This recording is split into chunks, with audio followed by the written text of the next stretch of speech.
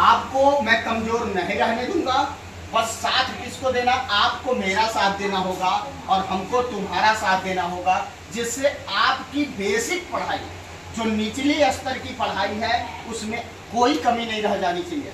अगर उसमें थोड़ा सा भी कमी होगा तो आप अपने जीवन में तरक्की नहीं ला सकते, आप अपने आगे की शिक्षा को बेहतर नहीं कर सकते। और जिस बच्चे की शिक्षा बेहतर नहीं होगी, मैं गारंटी के साथ बताता हूं, वो बच्चा कभी कामयाब नहीं हो सकता। किसी के बातों में फंसने की कोई आवश्यकता नहीं है। आपको पढ़ाई करनी है ईमानदारी पूर्वक। माँ बाप के पसीने की कमाई लग रही ना आपके ऊपर, तो माँ बाप की पसीने की कमाई हमको बर्बाद करना है क्या? कदापि बर्बाद नहीं करना है। और माँ बाप के पसीने की कमाई को हम सभी को आबाद करना है, और इतना आबाद करना है कि अगर पिताजी मेरे ऊपर साल में 10,000, 15,000, 20,000 खर्च करते हैं, तो उसका फायदा दोगुना लाना है कि नहीं लाना है? कौन कौन फायदा लाने वाला, जरा हाथ उठा के बता दो। Good, very good. मैं आप लोग के लिए क्लैपिंग कर रहा हूँ। बहुत खुशी की बात है, ये जोश मैं आपके अंदर देखना चाहता हूँ। और एक चीज और बेटा मैं बता दूं, हम दूसरे को देख करके बोलते हैं कि वो स्मार्ट है। कभी आज के बाद मत बोलना हम खुद स्मार्ट हैं। अपने आप को स्मार्ट समझो, क्योंकि व्यक्ति का स्मार्ट जो तरीका देखा जाता है, उसकी क्वालिटी से देखा जाता है, न कि इस चमड़ी को देख करके स्मार्ट देखा जाता है। आप देख सकते, हमको पढ़ाई खूब मन से करनी है।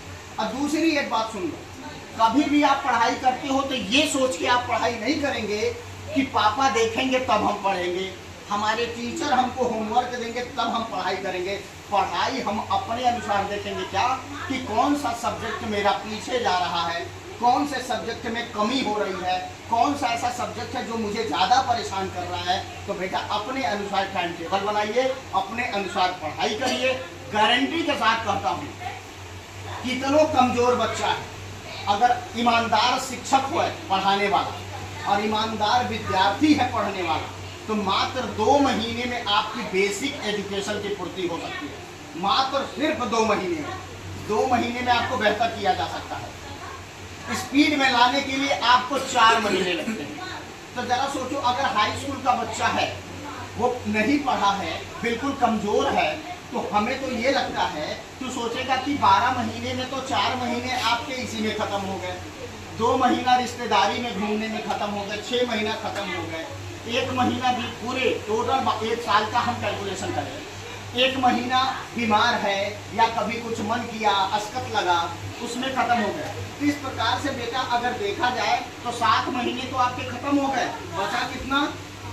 4 महीने। और 4 महीने की पढ़ाई स्कूल की भी करनी है, कोचिंग की भी करनी है, और अपने खुद के द्वारा भी पढ़ाई करनी है। बताओ कर पाओगे क्या? नहीं कर पाओगे।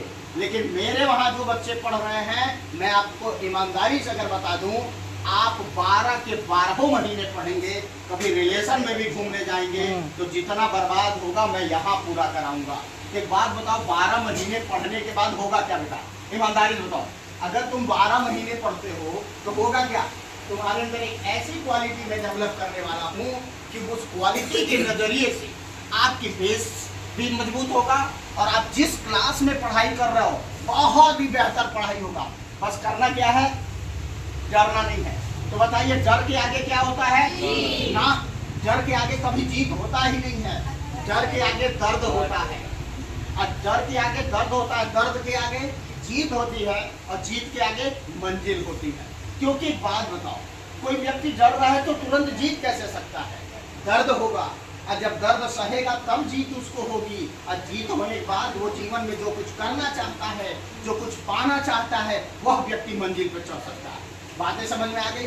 तो आज से बेटा कसम खा लो कि हमारे माता पिता जितने ईमानदारी पूर्वक पसीने की कमाई हम सभी के ऊपर लगा रहे हैं, हम उनका पैसा बर्बाद नहीं होने देंगे, और साथ में हम पढ़ाई मन से करेंगे। नहीं आएगा तो अपने टीचरों के पास बार बार जा करके पूछेंगे कि सर प्लीज बताइए, ये टॉपिक हमें समझ में नहीं आया। बार बार पूछो। टीचर क्यों भागेगा? चाहे आपका स्कूल का टीचर हो, चाहे आपका कोचिंग का टीचर हो, आप उस टीचर के पास जाओ, कहो सर प्लीज हमें बताइए, ये टॉपिक नहीं समझ में आ रहा है। क्योंकि स्कूल में आप फीस किस लिए देते हो? आपके माता पिता वहाँ एडमिशन किस लिए कराए हैं? आप कोचिंग में पढ़ रहे हो तो कोचिंग में क्यों आप आते हो? ये बात सोचना जरा सा। तो इसलिए बेटा इन चीज़ों को बहुत ईमानदारी पूर्वक समझना है, पढ़ाई करने की स्टाइल हम लोग को चेंज करना है। पुरानी घिसी पिटी व्यवस्था पे अब नहीं पढ़ाई करनी है, जो पुराना स्टाइल चलता चला आ रहा था। अब हम लोगों को अपने एजुकेशन